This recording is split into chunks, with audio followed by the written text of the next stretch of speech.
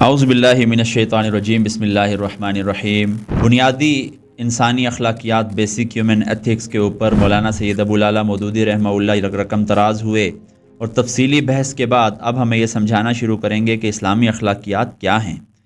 یہ اسکرین پر کتاب کا جو امیج ہے اس سے آپ دیکھ سکتے ہیں کہ اوپر کی تقریباً تمام چیزیں ہم پڑھ چکے، اب اسلامی اخلاقیات کی باری ہے۔ اسلامی اخلاقیات کو جب ہم دیکھنا شروع کرتے ہیں تو سب سے پہلی بات جو سوال اٹھا تھا وہ یہ تھا کہ بیسک ہیومن ایتھکس میں تو سب کچھ آگے، اسلامی اخلاقیات میں اب کیا آئے گا؟ تو اس کا جواب یہ ہے کہ سب سے پہلے اسلامی اخلاقیات، اسلام یہ کہتا ہے کہ یہ جو بیسک ہیومن ایتھکس میں نے تمہیں بتائے نا، ان کو ایک ڈائریکشن تمہیں اسلام دے گا۔ یعنی بنیادی انسانی اخلاقیات کو صحیح اور مکمل یہ کرے گا کون؟ Islamic ethics. پہلی بات تو یہ ہے، یعنی مثال کے طور پہ صبر کرنا یہ بیسک ہیومن ایتھکس ہے، ایتھکس میں سے ہے، لیکن کہاں صبر کرنا ہے، کس حد تک کرنا ہے، اس کی انتہا کیا ہے، کن مواقع کے اوپر صبر نہیں رہتا، کن مواقع کے اوپر شکر کرنا چاہیے، کن مواقع پر شکر کس حد تک کرنا چاہیے، سچ بولنا کس حد تک بولنا چاہیے، سچ بولنا کب نہیں چاہیے اور کب خاموش رہنا زیادہ بہتر ہے، یہ وہ چیزیں ہیں جو اسلام سکھاتا ہے، اسلامی اخلاقیات سکھاتے ہیں۔ یعنی بیسک ہیومن ایتھکس کو صحیح بھی کرتے ہیں، ان کی تصحیح بھی کرتے ہیں اور ان کو تکمیل بھی کرتے ہیں۔ عزم اور حوصلہ ہونا چاہیے، بیسک ہیومن ایتھک ہے، کتنا ہونا چاہیے، کون سا سٹینڈرڈ ہے، کس طرح کا ہونا چاہیے، کس درجے کا ہونا چاہیے، یہ وسعت قلبی اور وسعت نظری، معاف کرنے کا جذبہ ہونا چاہیے، یہ بیسک ہیومن ایتھکس ہے، کس حد تک معاف کرنے کا جذبہ ہونا چاہیے۔ یعنی یہ وہ ساری باتیں ہیں جو اسلامک ایتھکس کی چیزیں اٹھتی ہیں اور وہ بیسک ایتھکس کو گائیڈ کرنا شروع کرتے ہیں۔ یعنی پہلا کام بنیادی انسانی اخلاقیات کو مستحکم کرنا اور انتہائی حدود تک پھیلانا، یہ اسلامی اخلاقیات کا پہلا کام ہے۔ اس کے بعد بیسک ہیومن ایتھکس پہلی منزل ہے، یا کہہ لیجئے بیس ہے، اس کے اوپر اسلامک ایتھکس کی جو عمارت ہے وہ تعمیر کی جاتی ہے۔ ابتدائی منزل پر ایک شاندار عمارت کی تعمیر اسلامی اخلاقیات کرتا ہے۔ سب سے پہلے بنیاد میں خود غرضی سے پاک نفس، بے قیدی سے پاک نفس، خدا پرستی، تقوی، حق پرستی، بے لوث انصاف، ہر حال میں صدق، بھلائی کا دروازہ کھولنے والا اور برائی کا دروازہ بند کرنے والا، یہ وہ چیزیں ہیں جو بیس کے اندر شامل ہوتی ہیں، پھر اسلامی اخلاقیات اس کو گائیڈ کرتا ہے۔ اب سوال پیدا ہو گیا کہ ٹھیک ہے، مجھے سمجھ آ گیا کہ بنیادی انسانی اخلاقیات کو مستحکم کیا جاتا ہے اسلام کے ذریعے، اسلامی اخلاقیات کے ذریعے اس کی تصحیح کی جاتی ہے، اس کو ڈائریکشن دی جاتی ہے، اس کو انتہائی حدود تک پھیلایا جاتا ہے۔ تو کیا کیا ایسی چیزیں ہیں جو اسلام کے اندر ایسی ہیں جو ان کو گائیڈ کرتی ہیں؟ سب سے پہلی بات یہ ہے، وہ ایمان ہے۔ یعنی دل کے اندر یہ بات پکی، مستحکم، موجود، زندہ اور بیدار رہے کہ ہم اللہ رب العزت کی ذات، اس کی صفات، اس کے اوپر ایمان رکھتے ہیں، اس کو دل سے مانتے ہیں، اور اسی لیے ہم اپنے ظاہر کے اندر جو ایکشنز پرفارم کرتے ہیں اخلاقی مدارج کے اندر، وہ اندر سے قوت لے کے کرتے ہیں۔ دوسری بات ہے اسلام، جو میرے دل کی کیفیت تھی، جو میں دل میں جس کو ٹھیک جانا، وہ ظاہر میں بھی جھلکے گا۔ مثال کے طور پہ سچ بولنا انتہائی ضروری ہے، الصدق ینجی والکذب یہلک۔ ساتھ ہی ساتھ یہ ایمان اور یہ اسلام، یہ ہمیں گائیڈ کرتے ہیں کہ یہ مانا سچائی رکن دی ہیں مگر نہ اتنی کہ زہر گھولو، ہو گفتگو گر بنائے فتنہ تو اس سے بہتر ہے کچھ نہ بولو۔ تو یہاں پتہ چلا کہ کچھ لمحوں کے اوپر خاموش رہنا بھی ضروری ہوتا ہے یا ٹھیک ہوتا ہے۔ اس ضمن میں یاد رکھ لیجئے، ابراہیم علیہ السلام نے جب بتوں کو توڑا اور ان سے جب سوال کیا گیا کہ ان کو کس نے توڑا، تو انہوں نے آگے سے یعنی سینہ تان کر یہ نہیں کہا تھا کہ میں نے توڑا، حالانکہ توڑا تو انہوں نے خود تھا۔ تو انہوں نے سچ بولنے کے بجائے ایک کاؤنٹر کوسچن کر دیا، کاؤنٹر آرگومنٹ کریٹ کر دیا۔ یہاں سے یہ سمجھ آتی ہے کہ سچ بولنا منہ پھاڑ کر اور فساد کا موجب بن جانا یہ دین نہیں سکھاتا۔ بیسک ہیومن ایتھکس ہے سچ بولنا، لیکن اسلامک ایتھکس آ کے گائیڈ کرتے ہیں کہ نہیں، ہر وقت نہیں بولنا، فساد کا جہاں خدشہ ہو سچ بولنے کی ضرورت نہیں ہے۔ لہٰذا ایمان اور اسلام یہ گائیڈ کرتے ہیں۔ ایمان اندر کی کیفیت ہے، اسلام ظاہر کو کہا جاتا ہے۔ تقویٰ کیا چیز ہے؟ دیکھیے، تقویٰ اللہ کی خشیت کا نام ہے۔ جس شخص کے اندر اللہ کی خشیت نہیں ہوگی، اللہ کی خشیت کیا ہے؟ کہ اللہ کے احترام کے اندر انسان کچھ چیزوں کو چھوڑ دے اور کچھ چیزوں کو اپنا لے، یہ اللہ کی خشیت ہے، یہ تقویٰ ہے۔ تقویٰ انسان کے اندر نہیں ہوگا تو بیسک ہیومن ایتھکس کو صحیح ڈائریکشن نہیں مل سکے گی۔ اللہ کی خشیت نہیں ہوگی، اللہ کا احترام نہیں ہوگا، تو وسعت قلبی اور وسعت نظری محدود رہے گی، ایک حد تک نہیں پھیل سکے گی جس حد تک اسلامی اخلاقیات گائیڈ کرتے ہیں۔ لہٰذا یہاں سے یہ سمجھ آئی کہ یہ تقوی، یہ اسلامی اخلاقیات کا ایسا وصف ہے جو بیسک ہیومن ایتھکس کو صحیح ڈائریکشن دے سکتا ہے۔ پھر اس کے بعد احسان کا ایک درجہ ہے، احسان کا درجہ یہ اللہ کی محبت اور اس کے عشق کا درجہ ہے۔ احسان کا درجہ وہ ہوتا ہے جس میں انسان ایسے کام کا سوداگری نہیں، یہ عبادت خدا کی ہے، اے بے خبر جزا کی تمنا بھی چھوڑ دے۔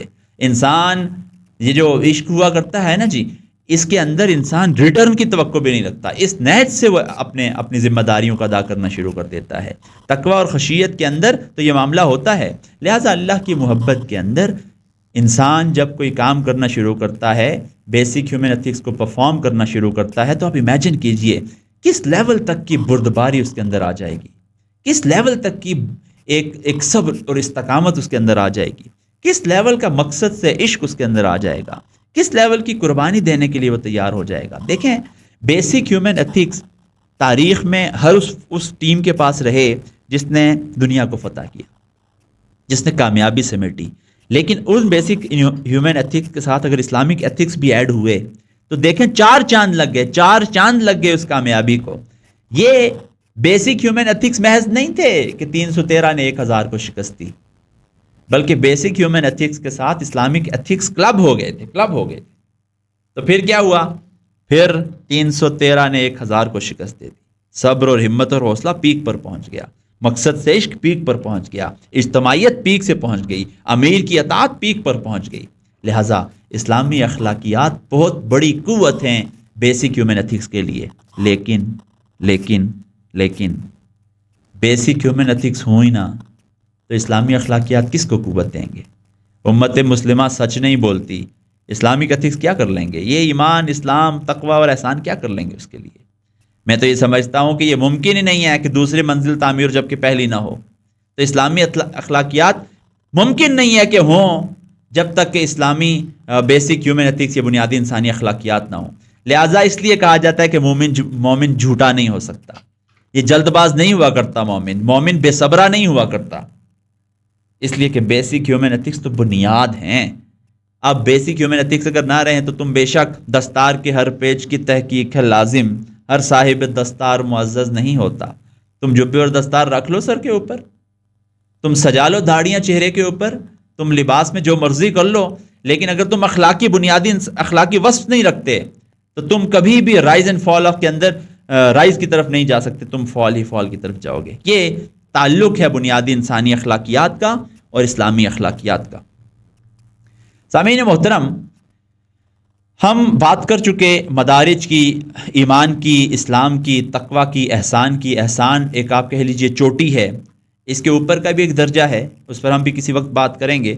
اور احسان کیا ہے کہ اللہ اور اس کے رسول، اس کے دین کے ساتھ دلی لگاؤ، گہری محبت، سچی وفاداری اور جانثاری، یہ احسان ہے۔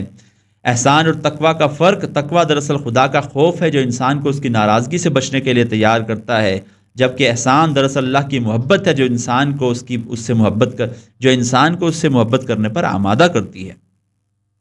متقین بھی اچھے لوگ ہوتے ہیں۔ دیکھیں اب یہاں ایک بات کی جا رہی ہے کہ بیسک ہیومن ایتھکس ٹھیک ہے ہونے چاہیے، اسلامک ایتھکس بھی ہونے چاہیے، اور اسلامک ایتھکس میں ایمان ایک قوت دیتا ہے، اس سے بڑھ کر اسلام ایک قوت دیتا ہے، اور اس سے اوپر کے درجے میں یہ دونوں ہو جائیں تو پھر تقوی کا درجہ آتا ہے، اور تقوی، متقین، یہ لوگ بھی اسلام کی بڑی قوت ہوا کرتے ہیں۔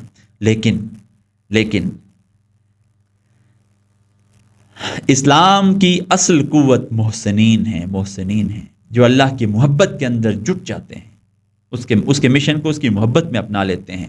دیکھیے جو لوگ، مولانا سید ابو العالی مودودی نے بڑے درد دل کے ساتھ یہ بات کی کہ جو لوگ اپنی آنکھوں سے دین کو کفر سے مغلوب دیکھتے ہیں، جن کے سامنے حدود اللہ کا لدم قرار دی جا رہی ہوتی ہیں، خدا کی زمین پر اس کے باغیوں کا بول بالا ہوتا ہے، خدا کا قانون عملاً باضابطہ منسوخ کر دیا جاتا ہے، نظام کفر اخلاقی فساد برپا کر رہا ہوتا ہے، اگر یہ سب کچھ دیکھتے ہوئے ایک گروہ نوافل کی ادائیگی کرے، جزیات فقہ کی پابندی کرے، دروس کا اہتمام کیا جائے، پوری زندگی مصلحت کی نظر کر دے، غلبہ کفر کے تحت اسلامی زندگی کو گزارا اور خوش بھی ہو اور مطمئن بھی ہو، لیکن ظاہری طور پر تقوی کا سا ایک لبادہ اوڑھا ہوا ہو، ظاہری طور پر کچھ ایکشنز کر رہا ہو، کچھ مراسم ادا کر رہا ہو، اور مطمئن بھی ہو کہ جو سب کچھ ہے یہ ٹھیک ہے کیونکہ میں یہ چند کام کر رہا ہوں، تو آپ کو کیا خیال ہے کہ یہ احسان کا مرتبہ ہے،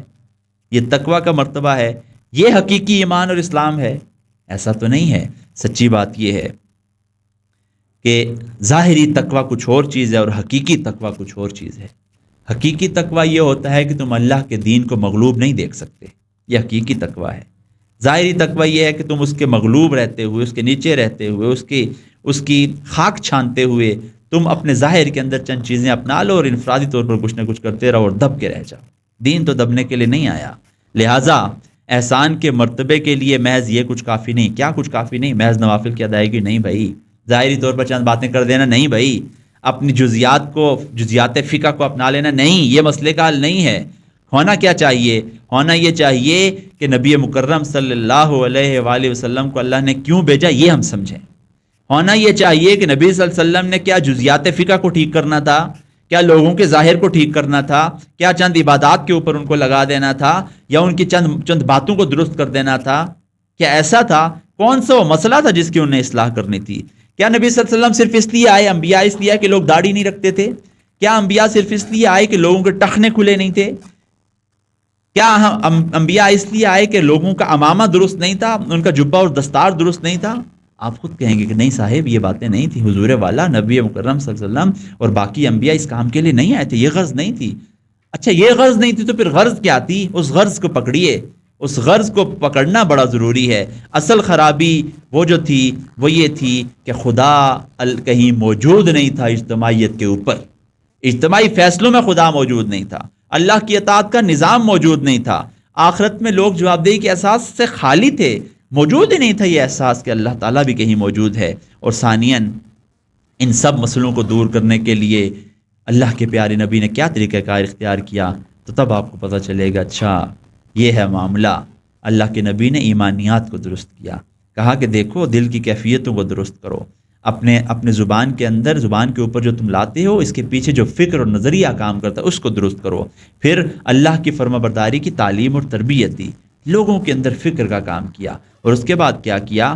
مومنوں کی منظم جد جہد سے خرابیوں کا خاتمہ کیا، ٹیم اپ ہوئے، تنظیم بنائی اور پھر آگے بڑھے، اور پھر اس کے بعد کسی درجے میں آ کر یہ لباس اور کھانے پینے کی چیزوں کو اور ثقافت کو، رہن سہن کے آداب کو تبدیل کیا۔ یہ وہ طریقہ کار تھا۔ آج ہم وردی تو پہنا رہے ہیں، سپاہی تیار نہیں کر رہے، نہ دل کی دنیا کو بدلنے کا سامان ہے، نہ فکر اور نظریے پر محنت کی جا رہی ہے، صرف اور صرف کیا کوشش کی جا رہی ہے کہ ظاہری طور پر ایک مسلمان کو مسلمان نظر آنا چاہیے اس کو، لہٰذا فوجی تیار کرنے پر محنت کیجئے، نہ کہ وردی پہنانے کے اوپر۔ وردی وہ پہنیں گے ٹریننگ ہو جائے گی۔ تو میں کہنا یہ چاہتا ہوں کہ ہم نے اسلام کے جو ظاہری لبادے کو اوڑھ رکھا ہے یہ اصل اسلامی اخلاقیات نہیں ہیں، یہ اسلام بھی اصلی نہیں ہے۔ اصل میں حقیقی تقوی کو اپنانے کی ضرورت ہے، اور وہ اندر کی دنیا کو تبدیل کرنے سے ہوتا ہے، اور وہ اسلام کے اصل مشن کے اوپر لگنے سے ہوتا ہے۔ چند چیزوں کو اپنانا یہ درست نہیں ہے، وہ اپنا لیتا ہے فرد جب اصل مشن کے اوپر آگے بڑھتا ہے۔